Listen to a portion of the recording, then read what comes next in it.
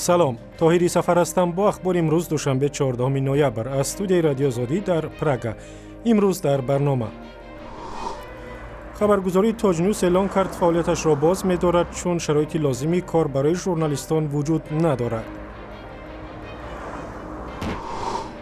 در جریان پاکسازی شهر موسول عراق از دست گروهی به نام دولت اسلامی یک جنگجوی تاجیک به نام ابو عبدالله تاجیکی کشته شده است.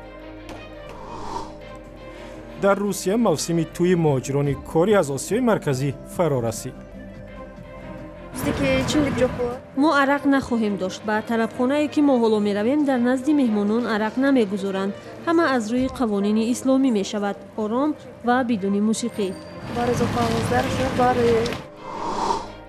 تفصیل خبرها.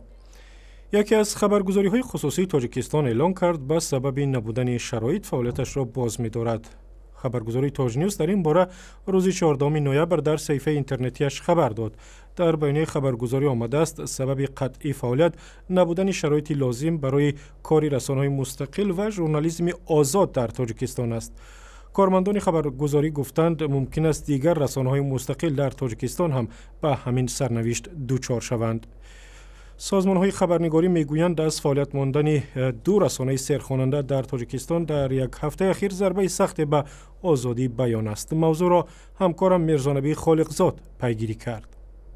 امروز بعد از نشر این خبر ما به دفتر این سامانه اینجا آمدیم، به کوچه لایق شیرالی 77، اما در این دفتر بسته بود و هیچ کسی از اینجا صدا بر نمیداد. برخی از مسئولان این سامانه از طریق سامانه اجتماعی فیسبوک و ما اصرار داشتند که خیلی شد که آنها بعد از قطع شدن فعالیت نشریه مستقل نگاه دیگر به این دفتر نمی آیند و همین طور باید بگویم که در اظهارات تاج نیوز مسئولان آن گفتند که دیگر در تاجیکستان شرایط لازم برای فعالیت رسانه‌ای مستقل و ژورنالیسم آزاد موجود نمی باشد.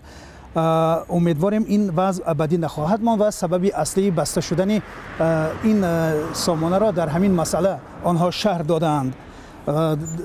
تقریبا 2 هفته قبل روزنامه نگاه نیز همچنین از کار باز مانده بود و در اونجا نیز آنها همین گونه اظهارات پخش کردند و گفتند که تنها به خاطر چند اشتباهی که در صحیفه این هفته‌نامه راه یافته است روزنامه مستقل یا هفته‌نامه نگاه از چاپ باز مانده است.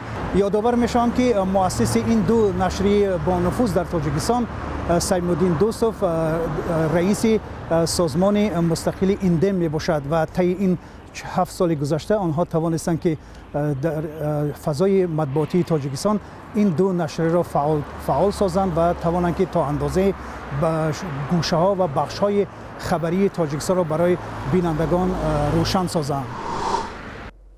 میرزانبی خالقزاد از دوشنبه صحبت میکرد و در انتخابات ریاست جمهوری مولداوا ایگور دودون نامزد حزب سوسیالیستی رو به روسیه با مایا ساندو نامزد اروپاگرا پیروز شد. دودون در یک نشست خبری در شهر کیشینیوف گفت انتخابات را بردند و قول داد پرزیدنت تمام ساکنان مولداوا می شود و از منفعت هم طرفداران مسکو و هم طرفداران اتحادیه اروپا حمایت می کند. بخش مولداوی رادیو آزادی می گوید شهروندان زیادی کشور در شهرهای لندن، بوخارست، بالونیا و مسکو نتوانستند در سفارتخانه‌های مولداوا آواز بدهند چون که مسئولان انتخابات شمار لازمی ورقهای رای را به آن کشورها نفرستادند. انتخابات ریاست جمهوری مولداوا بعد از سال 1997 برای اولین بار به طور رایدهی مستقیم برگزار شد. در دوام قریب 20 سال گذشته رئیس جمهوری مولداوا را پارلمان انتخاب میکرد. و ضمناً روز یک شنبه در انتخابات ریاست جمهوری بلغارستان هم رومن ردف نامزد حزب سوسیالیستی طرفدار روابط دوستانه با مسکو پیروز شد. در پی اعلان نتیجه انتخابات سروزیر بلغارستان بایکا باریسوف گفت که به زودی استعفایش را مطرح می‌کند. روز یکشنبه پارلمان افغانستان وزیر معارف اسدالله حنیف بلخی و وزیر نقلیات محمدالله بطاش را برای به اصطلاح نشان دهنده‌های ضعیف کاری از مقام‌هایشان برکنار کرد. روز پیشتر از این قانونگذاران افغان 3 وزیر دیگری حکومت را از منصب سبکدوش کردند. رای عدم اعتماد به اعضای حکومت صرف نظر از آن صورت گرفت که رئیس جمهوری افغانستان اشرف غنی بر رهبری حکومت اجراییه عبدالله از وکیلان خواستند به برکناری وزیران خاتمه بخشند. 12 نوامبر پارلمان افغانستان سه عضو حکومت و از جمله وزیر امور خارجه صلاح‌الدین ربانی را از مقامش سبکدوش کرد. برکناری 5 وزیر افغان در زمان است که در افغانستان بحران اقتصادی و هم آشوب‌های طالبان اوج گرفته است. و دیگر این که یک مقام افغان گفته است بمبگذاری مرگ طلبانه در پایگاه امریکایی بگرام را یک عضو سابق گروه طالبان که در پایگاه کار میکرد انجام داده است. والی ناحیه بگرام حاجی عبدالشکور قدوسی به خبرگزاری رایترز گفت که قاری عنایت الله در سال 2008 از گروه طالبان جدا شده به حکومت پیوسته بود. در حمله 12 نوامبر به بگرام 2 سرباز 2 کارمند قراردادی آمریکا کشته شدند، 16 سرباز دیگری آمریکایی و یک نظامی لهستان جراحت برداشتند. نیروهای عراقی روز یکشنبه گفتند چند روستای شهر موصل را از دست جنگجویان گروهی به نام دولت اسلامی آزاد کردند، از جمله روستاهای باویزه و سعادت که سال 2014 به دست جنگجویان افتادند حالا تحت نظارت نیروهای دولتی عراق قرار دارند. درباره عملیات برای رهایی شهر موصل که 5 هفته پیش شروع شد، شهلای گلخواجه گزارش می‌دهد. با ادامه عملیات برای پاکسازی شهر موصل، نیروهای ضد تروریستی عراقی با مقاومت سخت جنگجویان گروه دولت اسلامی روبرو شدند. روز 13 نوامبر در محله الزهرا در شرق موصل جنگ شدید بین دو طرف ادامه داشت. نیروهای عراقی از بام خانه‌ها و انشاءات دیگر به حمله‌های مرگطلبانه تندروان سنایپرها پاسخ می‌دادند. تم قتل عدد ما تعداد زیادی تروریست ها و بمبگذاران مرگطلب را کشتیم و شاید جسدهایشان را دیده باشید. یگانه نگرانی ما محافظت غیر نظامیان در محله تحریر است. تحریر یک محله نزدیک به شهرک الزهرا است و بسیاری از مردم در شرق موصل از ترس جنگ‌ها خانه‌هایشان را گذاشته رفتند. در بعضی از ناحیه‌های موصل که عملیات پاکسازی آن از دست گروهی به نام دولت اسلامی 5 هفته پیش شروع شد، بعضی از ناحیه‌ها بارها از دست به دست گذاشتند. در جنگ به ضد گروه دولت اسلامی 100,000 نفر از نیروهای عراقی، رزمندگان کرد و شیعه مذهب شرکت می‌کنند. حضور 1 میلیون نفر در این شهر بزرگ عراق عملیات برای پاکسازی را مشکل کرده است. بنا به گزارش رسانه‌های عربی، یک جنگجوی تاجیک به نام ابو عبدالله تاجیکی در نزدیکی شهر موصل کشته شده است. نامناسبی این جوان تاجیک را نشر نکردند ولی گفتند که این شهروند تاجیکستان روز 8 نوامبر در جنگ با نیروهای دولتی عراق کشته شد. تایید این خبر از منابع دیگر غیر امکان است، ولی درباره جنگجویان تاجیک در عراق و سوریه عمدتاً شبکه‌های اجتماعی و صحیفه‌های مربوط به خودی گروه‌های افراطگرا و از جمله گروه دولت اسلامی گزارش می‌دهند. مقامات می‌گویند تاکنون 300 شهروند تاجیکستان در جنگ‌های عراق و سوریه کشته شدند. مردم در اسپانیا چون در سراسر دنیا امکان داشتند یک پدیده نادر کیهانی را مشاهده کنند که در 67 سال یک بار تکرار می شود. ساکنان اسپانیا شام 13 نوامبر ماه بزرگی را دیدند که آن را ستاره شناسان ابر ماه می نامند. در این روز ماه مسافه یگانه همسفر کره زمین از سیاره ما 356,000 کیلومتر را تشکیل می‌دهد که 32,000 کیلومتر نزدیکتر از مسافه مقرریش است. از این رو ماه در نظر ما بزرگتر می‌نماید. در تاجیکستان امروز ابر ماه را دیدن ممکن است. در بدخشان پیش یک کوله را باز کردند که سال گذشته پیدا شده بود و برای مردم خطر ایجاد میکرد. به گفته مقامات کوله که در روستای برسم در ناحیه شغنان پیدا شده بود گلی زیاد جمع کرده است و امکان داشت که به زودی رخ نشود. در این باره هم گزارش داریم از همکارم خیرامان بقازاده. متخصصان تاجیک پیش راه کوله صنعی را باز کردند که در صورت رخ نشدنش می توانست صدها خانه را ویران کند.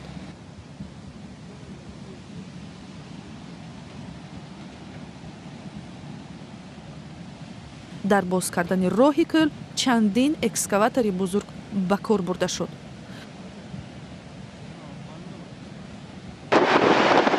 لغزش خاک در روستای برسم شغنان روز 16 ایول سال 2015 مجرای یک شاخه رودخانه غوند را بست و یک آبانبار صنعی را ایجاد کرد. به گفته متخصصان کل واقع در بالای شهر خاروخ از 14 تا 20 میلیون متر مکعب آب داشته است. از بس که سربندش مستحکم نبود می توانست بر اثر زمین لرزه یا حادثه های دیگر رخ نشود و جان هزاران نفر را تحت خطر قرار دهد. این کل در 16 کیلومتری شهر خوروغ مرکزی ولایت بدخشان کوهی جایگیر است. در نزدیکی و اطراف آن بیشتر از 30,000 نفر زندگی می‌کنند. رخنه شدن آب می‌توانست به نیروگاه پامیر 1 نیروگاه مهمی تامین کننده بدخشان با نیروی برق آسیب رساند. در باز کردن مجرای کل سازمان‌های امدادی بین‌المللی کمک کردند.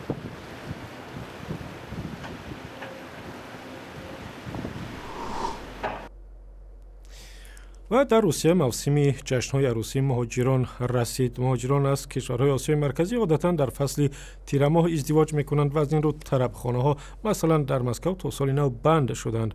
همکار ما فرزان محمدی میگوید نوارسان ضمن ازدواج رسم و رسوم ملی و مذهبیشان را پاس می‌دارند. در مرکز فرهنگی قرغیزها در مسکو که تیر ماه موسم برگزاری عروسی هاست، کار در اوج است. ایسولو برای عروسان هم کرته می دوزد، هم جوان دختران را سوزندوزی می آموزد. دختران می آیند که حتی سوزن و رشته را داشته نمی توانند. حالا ما 10 دختر را با کار تامین کرده ایم.